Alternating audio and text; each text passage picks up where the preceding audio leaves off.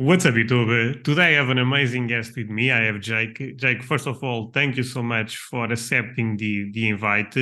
For people that are not aware, and Jake will speak in a moment, Jake is actually the CEO, director of MGC, a European grading company. I thought it was important to have Jake representing MGC on this podcast to see the vision of a European grading company. But let's pass the word to Jake. How are you doing, first of all, and welcome to the channel. Yeah, thank you for having me on.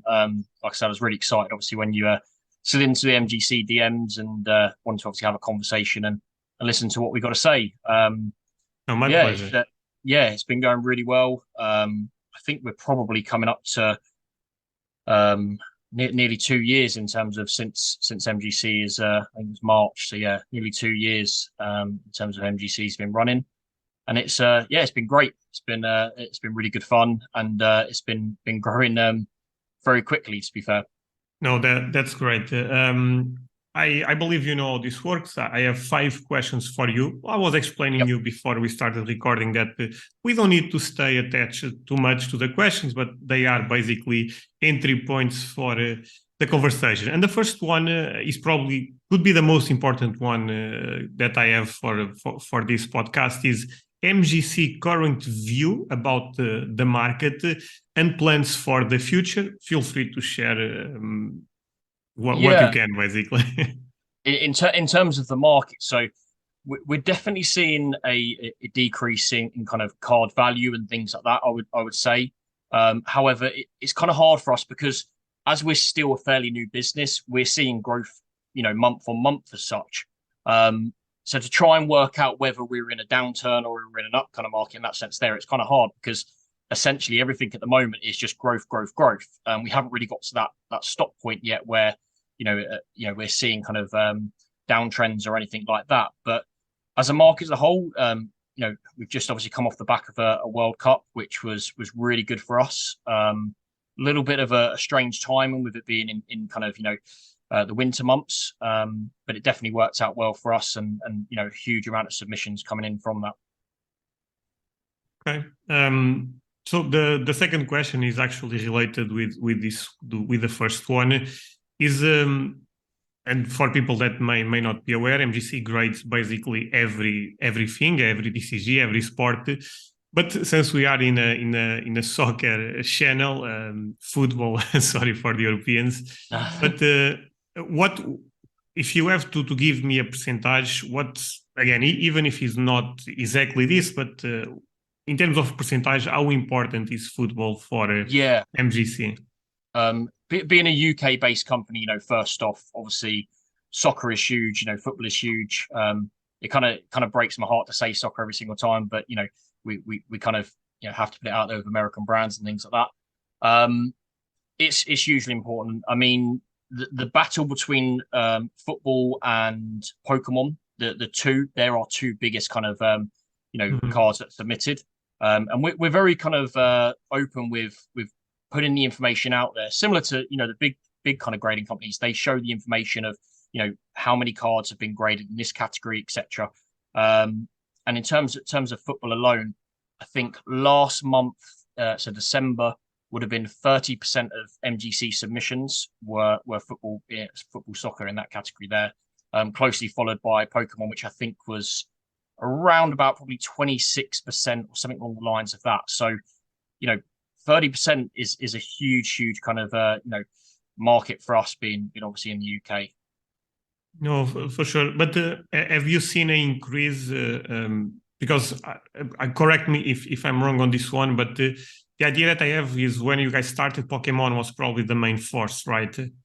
Um, I mean, if you look at the branding and the way that the brand has been put together, something that I kind of with the label design and kind of the color brand and things that I'm a huge Tottenham fan, which might obviously upset a few people in terms of that, but the branding was very followed around that, white and navy, which are, kind of Tottenham colors in that sense there. So that's kind of where the football kind of element came from, when we were looking at the branding as such.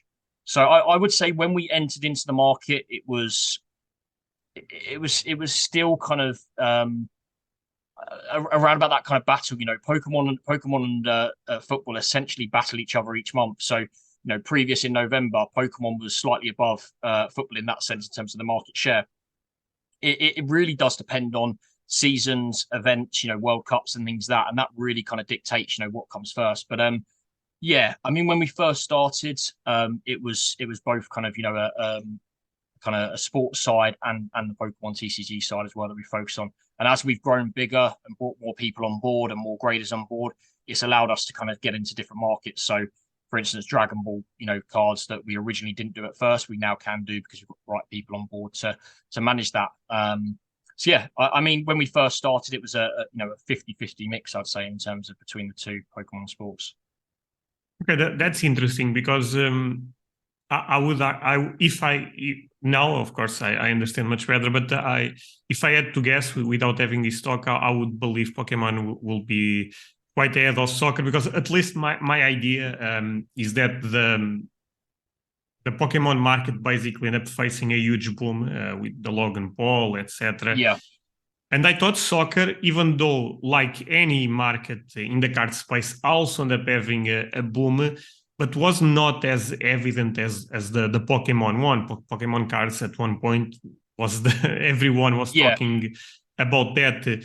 That's why I'm also not that surprised, in the sense that in 1 year, and I could be very wrong, but probably you will get even more submissions for soccer in terms of percentage, because I believe our growth is quite I would not say slow, but is steady.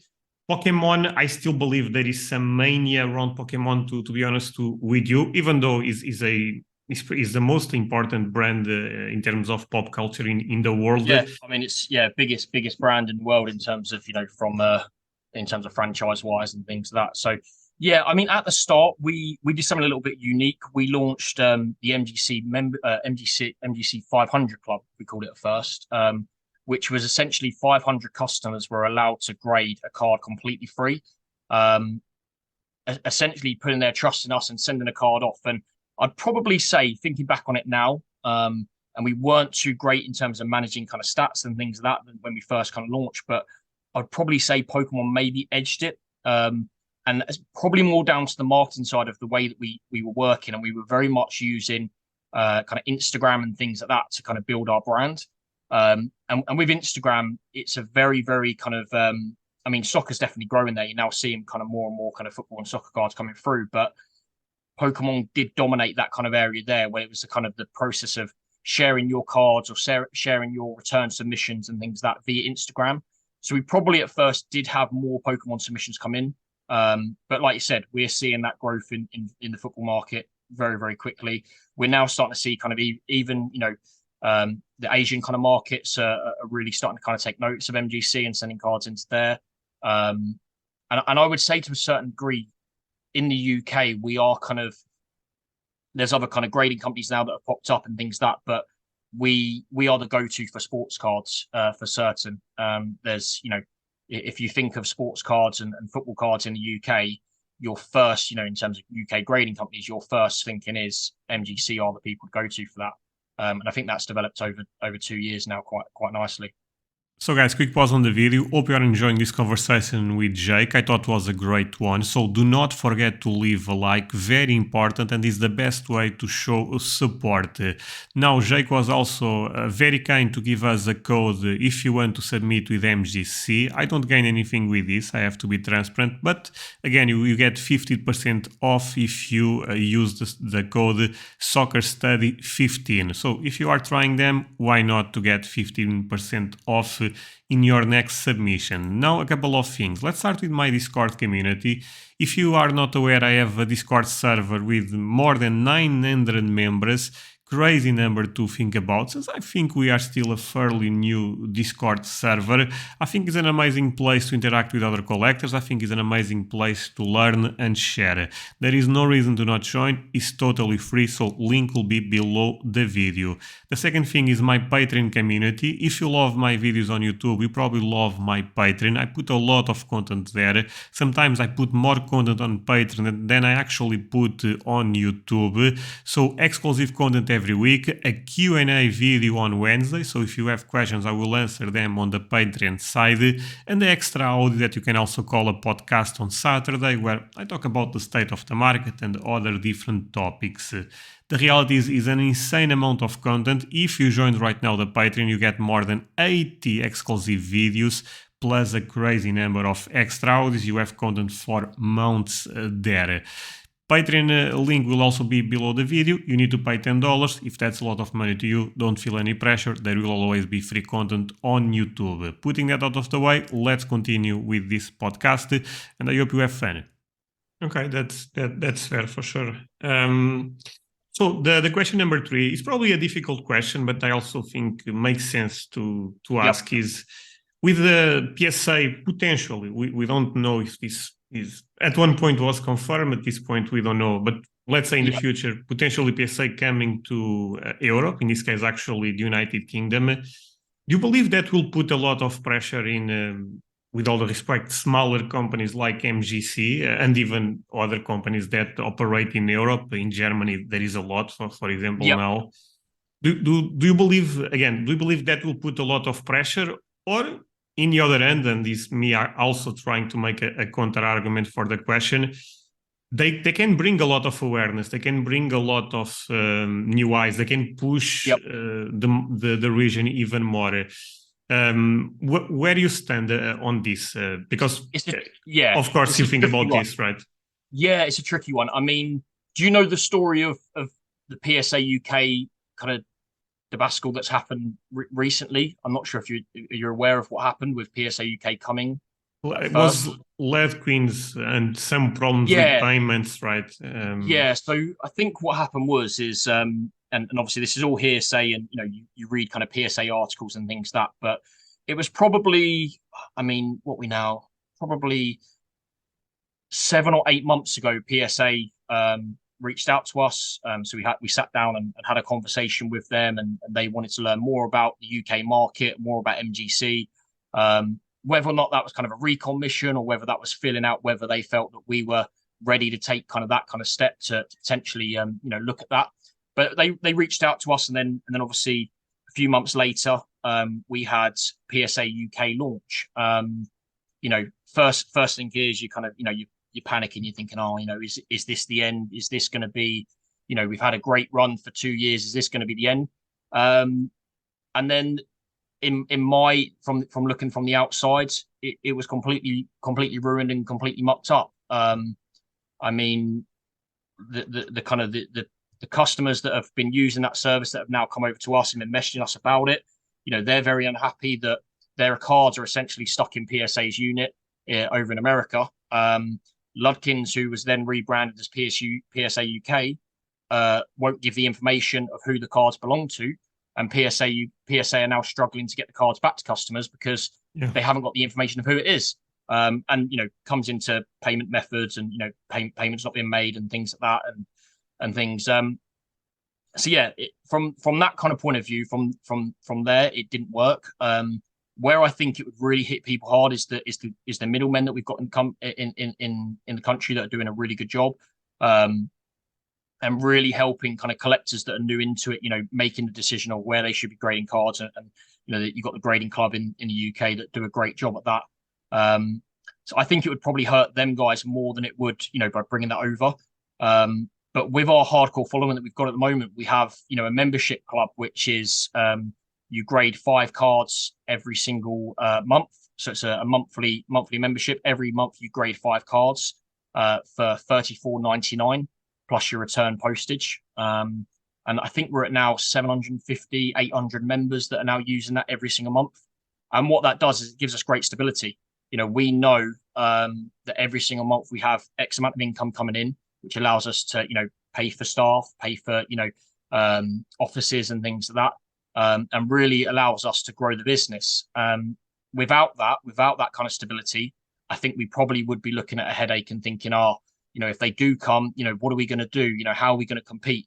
But I think with that membership there and that core following that really enjoy that kind of, monthly digging through their cards and finding 5 cards that they want to pick to send in, I think that's our real security net to kind of, essentially, if PSA do come to our shores, to kind of work alongside them and be able to compete to a certain degree. I also think turnaround times and prices, we can beat them on that. But at the moment, like I said, we are. I think like you said, it comes down to, doesn't it? It's always about PSA, the return that they can give you on the card. If they can increase the profit of a card, you're going to go for them. But what we're finding is the lower end cards that we're getting in, there's room for profit to be made with MGC because the grading costs are so low. It allows you to make profit where, essentially grading a £50 card with PSA might not be worth it because by the time you've paid your costs and you've waited for the card to come back, you could be looking at losing out on money rather than, a quick turnaround at a great time with MGC. No, I understand everything you said there, and I agree with almost everything. I would say this. I think if MGC was in America, I would be quite more not sure about being honest with you, because I believe Europe, in this case UK, for example, most of my not most, but big part of my viewers are from America. But the second most important region on my channel is United Kingdom, and I see that increasing every day. So I can understand why the England, basically the United Kingdom region, needs their brand to not deal with customs, etc. And I also think this. You probably follow the grading scene closer than me, but we see talks of back at SEC potentially end up overshooting a bit with the market we had 2 years ago. The demand right now is probably quite tricky for them. And again, correct me if I'm wrong on this, but the idea that I have of MGC is you guys have a steady growth. You guys never end up at least in my perspective, overreacting to the market. You guys probably are still small if you compare with Beckett, SEC, etc. So maybe even if there is, even if PSA starts competing in the region, even if you guys lose some demand, you guys can probably still be in a good position to keep fighting back, basically. Yeah, for sure. I think it's from our point of view, it's being sensible and kind of not taking on too much and kind of managing our allocations and things like that. I mean, I look at, I think December was our record amount of submissions graded, and we graded. I'll double check here. 7,611 cards. Oh, now, that's amazing. It's a great number, absolute great number. Really, really great achievement for us. But then we look at we go to the American side and you look at PSA. I think in December they graded like 1.1 million cards. Which, like you said, we would never be able to really compete with that in the US. And we're seeing that with so many grading companies that popping up as well in the US and have failed many years and things that trying to recreate it. But the UK is different. And Europe's different. We haven't got that here, and people wanted it, and people really demanded it, and we've delivered it to a certain degree. Jack, but it's a hard one. Sorry, and also if you guys are grading more low to mid-end stuff, I also believe that's a market that yes you can flip. But it's also a market that have a lot of collectors. I mean, if I'm grading my Dragon Ball card that was $5, it's probably I want the card slab, and having on MGC gives me some trust. Is something that is as a collectible becomes more interesting for me. So I understand. I understand the psychology around this type of stuff quite well. To be honest with you, and it's interesting that. You guys are not overshooting, because I really believe that's the biggest mistake a lot of these companies did. PSA probably in a different situation, but back at SEC, if you see the numbers, they are going down every month at this point, unless they have some special or something. Well, even then, we're seeing we run discounts and things like that, and special offers with World Cups and things. But I mean, I look at Beckett and I fear for Beckett. I mean, I really do. I think last time last month I looked at their kind of amount of cards graded, and it was something around about 50 to 60,000 cards graded. Now, that in the grand scheme of things is a very small amount compared to what PSA are turning over. And I imagine that during kind of the last couple of years, they increased staff levels quite a bit. I know they've moved facilities. So I look at that there, and I generally think, okay, what's happening there? Have they really kind of dropped off that much? And when we're doing 7,000 cards, a month, I'm thinking we're not that far away from a Beckett in terms of doing 50, 60,000 cards. Still, in terms of reputation wise and around the world, in terms of reputation there, we're well off. But that to me is how quickly we've grown in 2 years by just kind of, doing what we know and being very steady with it, how quickly we've been able to get their numbers up. So yeah, it's really fascinating. I mean, in the UK, we don't have, a huge amount of competition. There's a few other kind of grading companies that have started to now grade sports cards and soccer cards as well. But it's So it's one of them. I actually have this is not part of the questions, but I have an interesting question and probably difficult, to be honest with you. Yeah, sure, go for it. So since we're not talking about Beckett, and Beckett is not that well respected in soccer, to be honest, especially pre-modern vintage. They did a lot of mistakes. But let's say a Cristiano Ronaldo. We've seen that with the Ronaldo stickers and exactly, that's where I'm going. Let's say Cristiano Ronaldo Panini Football, the rookie sticker. You get that on the mail to get graded by MGC.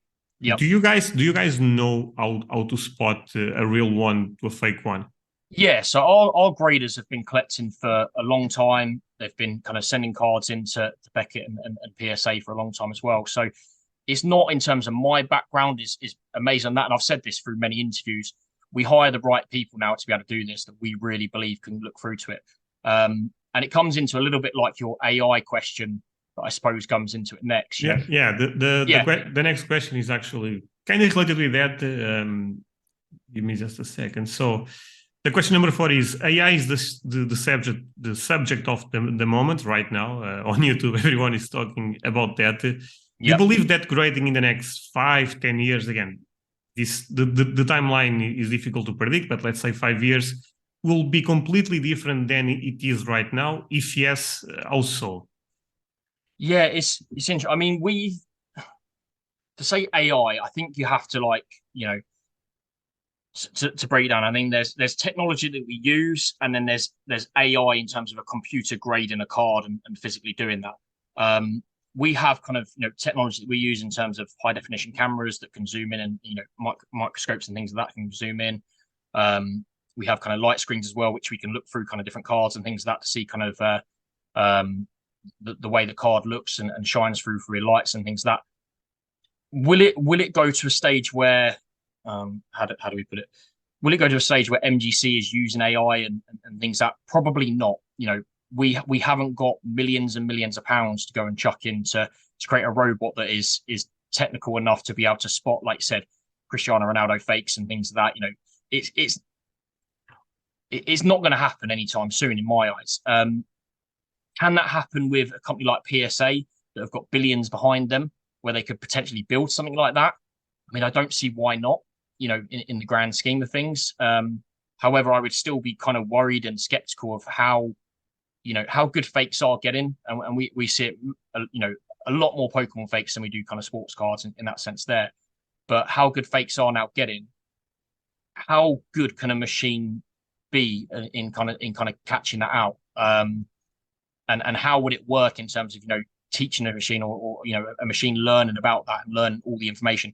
I just don't know how it would be possible. But again, this is the future we kind of live in. Potentially it could happen with AI, and it could be something that could change the game as such in the US. But as for us, we'll kind of still use our kind of our guys and our eyes and our kind of machinery that we use at the moment, and our scanners that we use to do the best kind of thing there. One thing I would say we use at the moment in terms of like centering and things like that, we have kind of a scan that we use, and we scan every single card to allow the centering, and we measure the centering through a scan image rather than using kind of the old tools and things like that, the centering tools and things that people used to use. That's probably as best as AI that we've got. But yeah, I mean, potentially it could happen in the future. We've spoke to people before. So one of our plans and our projects to make MGC a worldwide grading company and bigger in that sense one day leads into another kind of project we've got called Gradeware. But Gradeware has the ability and the guy that's working with us to build it has the ability to be able to recognize and scan cards and actually fill information on the basis of what that card is. So you as a customer would be able to hover your phone over that. That would instantly take an image of that card and it would relay the details and fill out your submission for us. And then obviously on the flip side as well, once we've received that information, we'd be able to scan that card and that automatically fill the information in for us, from what our database says. So that is the future for us. That's probably the limit. In terms of the actual grading process, I don't really see it. I see it more gimmicky at the moment. Maybe in 5-10 years, yes, but at the moment, no. No, okay. The thing with AI, I mean, I guess if we want to go to the extreme, that basically is a technology doing everything, grading, encapsulating, etc. I also think we are far from that, even though this type of technologies they tend to develop quite quick, more than sometimes we expect, and with that also prices also can come down to this type of equipment. So, like I said, this is just a fun question. In 10 years, who knows? It's so difficult to predict this type of stuff, but I also think that nowadays there is almost no reason to not have some type of scan, like you said, to see centering. I understand certain cards are very particular with centering, etc. But in general, when a card is a 9 versus a 10 because of the center the grader was incorrect, I think that's a bit of a shame nowadays, to be honest with you. But yeah. Então, moving to the question number 5, I ask this question to everyone that comes to the podcast. Is your hot take / unpopular opinion about the hobby? Could be about the card market, could be about the soccer card market. Is up to you. Yeah, it's a hard one, isn't it? In terms of my unpopular opinion, I mean, the biggest one that we see a lot is from kind of I know you talk a lot about kind of the financials of kind of cards and things that. So the one that we get the most is you can't make profit with MGC.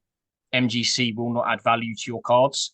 But we love to show it. We will, the amount of Instagram kind of posts, the amount of social media posts we make regarding the content that's coming out from it.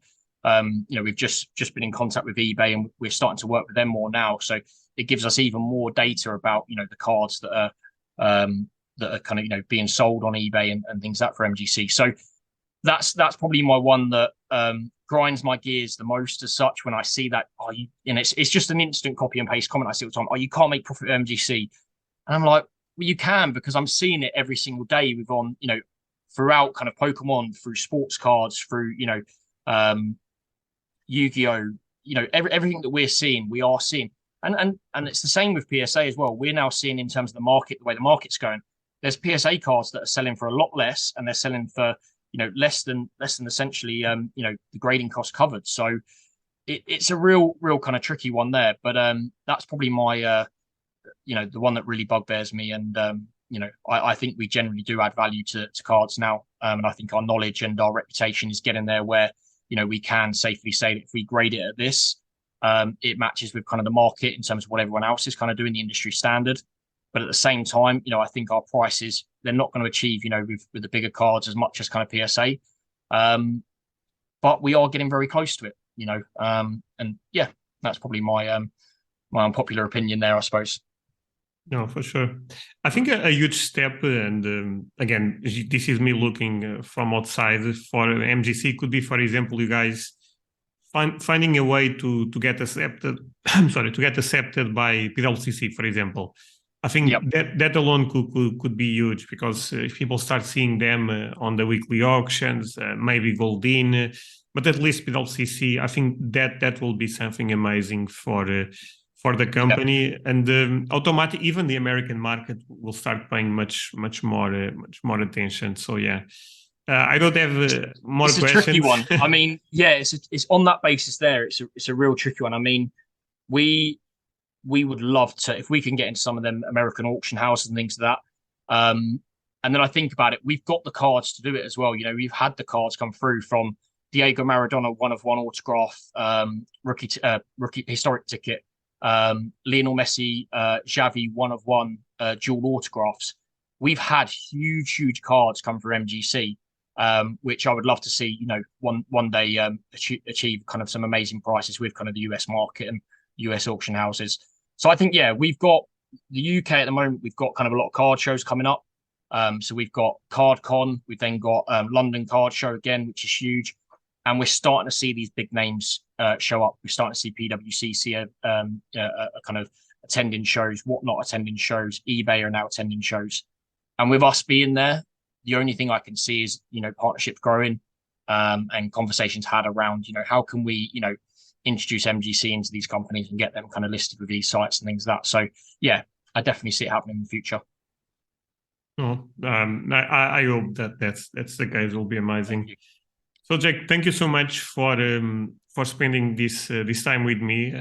If you have any final thoughts, feel free to share something. Otherwise, yeah, I mean, we can call it. Yeah, we've got some exciting things coming on. So I'd love to share them. No, feel free. Yeah, so we've got ticket grading, which is going to be a first in the UK and Europe in that sense. That's being launched very soon. We've literally just brought on the person to be able to manage that for us there, so it's going to be great. And I know there's a lot of collectors in kind of Portugal as well that are very keen on that as well, and have been kind of asking for a while. The second great thing is we've got pack cases coming, so we'll be able to sealed pack cases we'll be able to do as well. And that's going to be a huge thing for the market, which hasn't been really done yet. So these are two big things that will be there. But yeah, my thing would be is I don't know if it's something you'd like to do, but maybe on your Instagram or something like that, we could run some free MGC submissions for some guys to send some cards in that are, viewed this video to try us out and give us a go. No, that will be amazing, of course. Yeah. Actually, now I have another question so you said grading tickets. Yeah. So nowadays, and again, I hope you take this well. There is a bit of a grading bubble. Everything is getting graded. VGS, video games. It doesn't seem when it's going to stop. Yeah. But is that so? Tickets and cards, they are not the same thing, but they are related. There is a history between them. But what about video games, for example? What about comic books? Are you guys also, or even coins, for example? Are you guys thinking about that? The two things that affect what we can do, essentially, in my eyes, is first off, we have to look at, have we got the expertise in the office to be able to do it? If we haven't, then there's no point doing it, because first thing happens is you get found out, you make a mistake, essentially you end up ruining your reputation over something that you don't know about. And then if we have that, we can find that in the UK, then the next question is, okay, how feasible is it to do it? To put it into perspective, so I'm not sure. Do you know how the process in terms of from start to finish the grading works and the machinery used and things that we do? Are you aware of that at all? Or? I mean, I was looking the website, so more or less not. Yeah.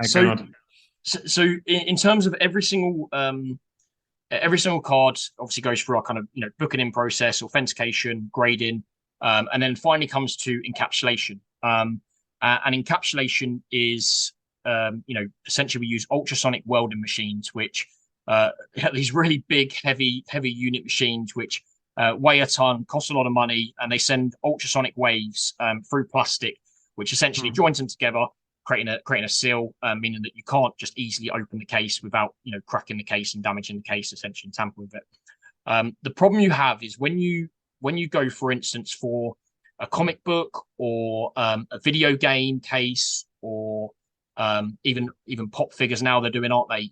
All these different cases, and even down to the size of, even for like smaller cases. So we've got 16 different sized cases now in total, which is the most in Europe. That's for stickers, that's for different thicknesses of cards, that's for different sizes of cards, for Yu-Gi-Oh, etc. So we've got a lot of different kind of styles and things like that. But the cost to manufacture a new case, or the cost to manufacture a larger case, is very high. So put it into perspective, our ticket case, and we're going to have 3 different ticket cases. Just the mold alone will cost around about £3,000 to £4,000 for the mold, and that's without ordering any product at first. So for us to go, let's go and do comic books, The comic book case will cost you around about £7,000 to £8,000 just for the mold, and that's just to literally get yourself a test copy of that without even essentially making 10,000 cases of that. So the cost of startup is very expensive. And that's without, editing machinery, changing machinery to be able to handle like a bigger case or things like that. So comic books, video games, I like it and I see it and I think it's really cool. And, being a collector myself, I have kind of, CGC comic books and things like that I have on display at home and things like that. And they look awesome. They look really, really great. But being able to do it very quickly in the space of, a company of 2 years, I think we've achieved a lot already, but to go and do that so quick would not be right. One, we haven't got the people to be able to do it. And then the second thing is the cost as well. So it's kind of really balancing that there. I mean, for a comic book launch alone, it's probably going to, take an investment of, probably 20 to 30,000 pounds. And we're not experts at it. We don't know the market. So there's no real reason for us to go down that route. But hopefully one day, we'll be able to do it, and we've got the right people on board to be able to do that. But for the time being, let's just stick to what we know. Let's stick to supplying the UK and now gradually, Europe and other countries, great service. But let's start small. Let's make sure we're doing, the right things first, and then we can look at kind of, crazy projects in the future.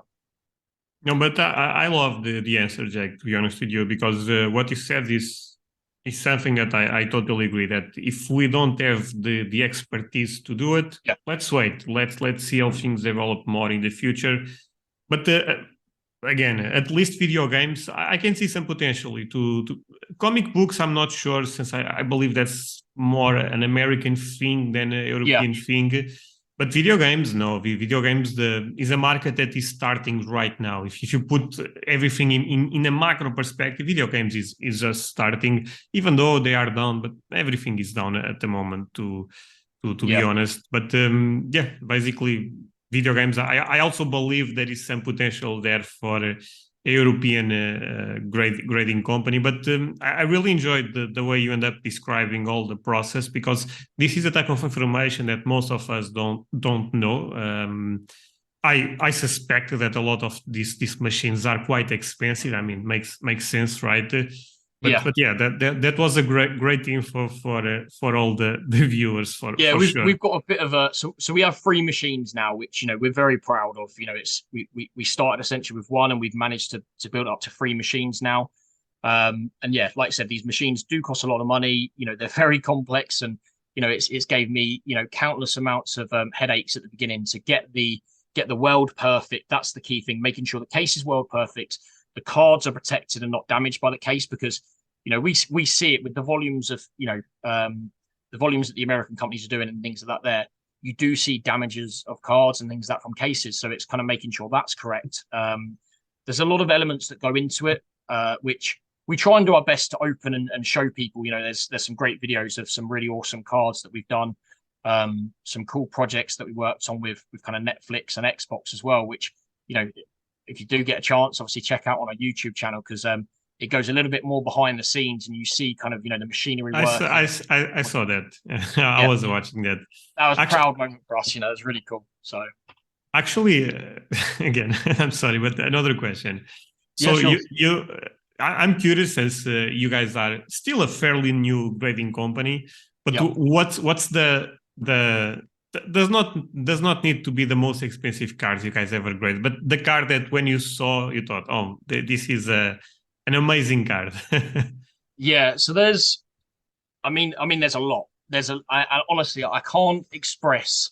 Okay, wait. Do it this way. One for soccer, and the other for could be Pokemon or whatever you want. See, I'm probably going to upset a few people as well, because there's a few people that are probably sent there and they're like, oh, that's the best one.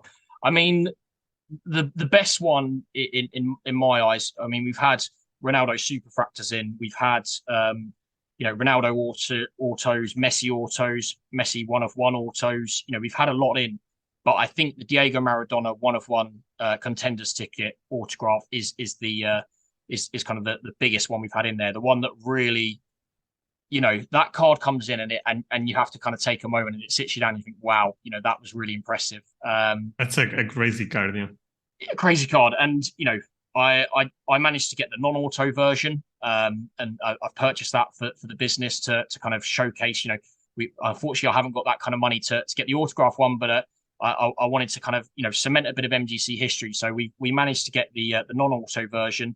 And we picked up on one of the sites in the UK. And yeah, that's now located in our office, and we've got like a really nice kind of display cabinets that we kind of have when people come in and use kind of the walk-in service. And obviously, when we do our shows and we travel around the UK doing our card shows, we love to bring them with us as well, so people can see the cards and see a great bit of history of MGC, of that being the first real big card there. In terms of Pokemon, probably two come to mind. We've had 3 first edition Shadowless Charizards in now. We've had a hell of a lot of fake Charizards come in, first edition Shadowless Charizards come in, that thankfully, touch wood, we've managed to make sure they returned ungraded. And then the one recent which really stands out, which I believe just sold, was the MGC 10 first edition Lugia from Neo Genesis, which that card came in, and we had an MGC 4 of the Charizard, an MGC 6 and MGC 8, which are all huge, but a grade 10, in the Lugia was just mind blowing. That was a real cool card, and yeah, something we were really, really privileged to kind of get in and have graded. So that was huge. No, I remember that card at one point I believe was in a PSA 10 more than 100k. So yeah. Yeah, I mean the market has dropped dramatically. Yeah, I'm aware of that, but yeah, what a card, interesting. That was really incredible. So yeah, we've had some cool ones in for sure. But then even then, like it's not always about the most expensive. The unique cards that we get in. Seeing some of the hockey cards that have got kind of bits of the hockey puck in there. I love kind of weird and wonderful patches and things like that. We had Batman's cape in last week. I've got, Spider-Man, patches coming in, things like that really, I just love, and we see it every day now. And yeah, it's just fascinating. You spend a lot less on cards because every single day you feel like you're opening a new pack of cards when someone's submission comes in, and you get that thrill of seeing it every day. Yeah, now I'm curious. In terms of Magic the Gathering, did you guys got something? We don't get a lot of Magic the Gathering. To be fair, we don't get a huge amount. A lot more of kind of like the kind of secret lair stuff that's coming through now. We're seeing like the Stranger Things projects, and I think the Walking Dead stuff and things like that. Nothing really kind of big or anything that kind of really blows you away. But them kind of cards there, kind of the more modern kind of Stranger Things stuff, I love to kind of see, because it's it kind of brings back kind of great kind of memories of watching kind of the programs and stuff like that. But in terms of like your vintage kind of Magic the Gathering, we haven't got anything massive in. If I'm honest, nothing that really kind of stands out. It's probably something where we need to potentially grow and in the future kind of get more on board. But yeah, special. I'm sorry, special because Magic is huge in Europe. Yeah.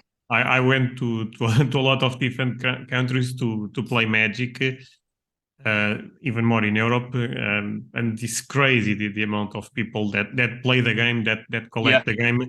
But I'm also not super surprised that you guys don't get a lot of vintage, because first, Magic is a bit different than Pokemon. Pokemon is basically a market that people love to collect nowadays. There is not a lot of players. I know there is, and I'm sorry if anyone watching this is actually a player, but the reality is a more collectible market than drivers that player driven.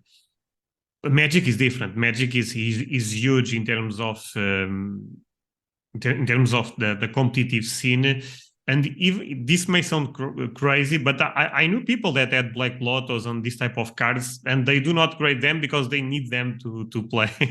Yeah, so and you see the prices. You see the prices of what PSAs will go for. It's it's crazy in that sense. But yeah, we don't. I mean, if I look at the kind of percentages of what comes in, Magic actually falls into our kind of other category, and it probably doesn't even make 1% of what we grade at the moment, which is something maybe we need to look at and maybe need to kind of push forward. But it's a very small market at the moment for us, which is a bit of a shame. Really. I mean, people are probably playing with, like you said. Jake, at this point, we are, I believe, more or less 1 hour into the podcast. So I expect the viewership already dropped because there is always a drop around. Yeah, they're still here. It's impressive. They're still here. So I have one question for you also. It's a fun one. I'm a huge Dragon Ball fan. And I always felt that Dragon Ball is such a huge IP, such a huge brand, that the card market never I mean, I know the Dragon Ball Super SF. There is some expensive cards. Yep. Don't get me wrong, but why do you think vintage Dragon Ball, even let's say pre-modern? I know Score is also. Score also have a lot of expensive cards. To be fair, but why do you believe more vintage Dragon Ball never end up exploding like Pokemon did, Magic did, even Yu-Gi-Oh? Because I don't know the. Yeah, honestly, let me suggest. I'm sorry. Let me just say one thing. I believe the correct answer, correct, very relative, of course, is there is a lot of products for Dragon Ball in different countries. Japan made so many cards. So the entry point, the knowledge is a difficult market to have. To see, okay, I'm buying this. Is this undervalued or not? I have no idea, honestly. That there is so, and that's my perspective at least. I think it does come down to that a lot. I mean, you see, like you go on to the flip side of Pokemon at the moment. You see a lot of people in the UK now buying Japanese Pokemon, and I think the reason they buy it is because they can relate to it with the UK cards that they're getting. So essentially they're matching up the sets to the same sets. They're going, okay, I know that card is genuine. I know how to look out for it in there. So that probably comes down to it a little bit. And yeah, I mean, it's a good question, but probably don't have the answer to it in that sense. There. No, yeah, I also don't have the answer. Yeah.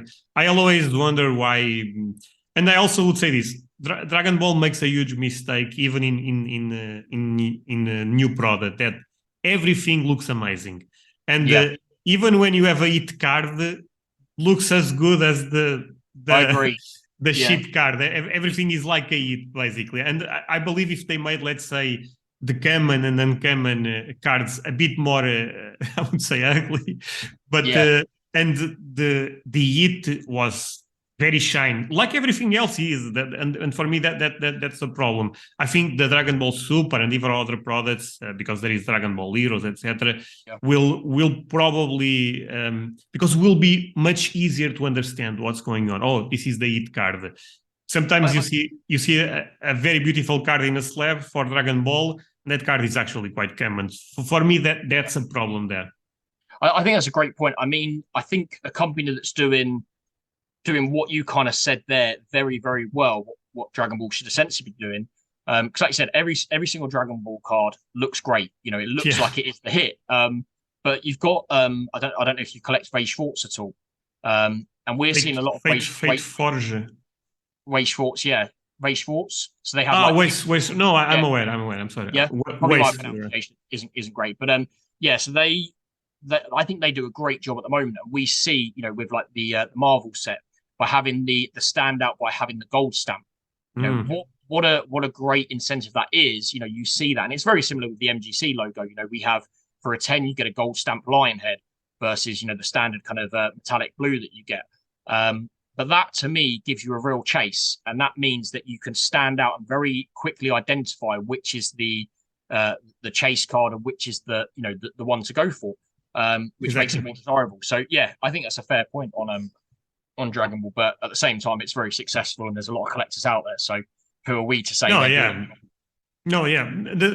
My only point was that I believe that Dragon Ball had the potential to be competing with Magic, with Yu-Gi-Oh, Pokemon, etc. But it's not. I at least in my perspective, is not the case. But what you said about Japanese Dragon Ball and the English is very easy to understand. Okay, the cards are in Japanese, but we know what cards we are talking about. So if you have to explain Pokemon to a new kid, it's very easy. You say, oh, look, vintage, you have the base set, Neo Genesis, it's blah, blah. Legendary Collection, etc., etc. And everyone, okay, I understand this from Wizards of the Coast. This, then there is Nintendo. Not that difficult. Not Yu-Gi-Oh! Dragon Ball is a nightmare. You have Bandai cards, Card S, then Dragon Ball Score, Dragon Ball Super, Panini stickers, Merlin stickers. It's just insane. Yeah. But yeah. Well, I think is everything for today, Jake. Thank you so much again. We end up doing this a bit longer than. Like I said, thanks for having us on. Really, really appreciate it. We'll obviously have a chat about maybe running some free submissions on your page or no, for sure. On this page here. Just thanks for having us on, and hopefully we'll do it again maybe in the future. Okay, thank you. Thank you so much for watching, guys. Don't forget to smash the like button, and see you guys next time. Bye.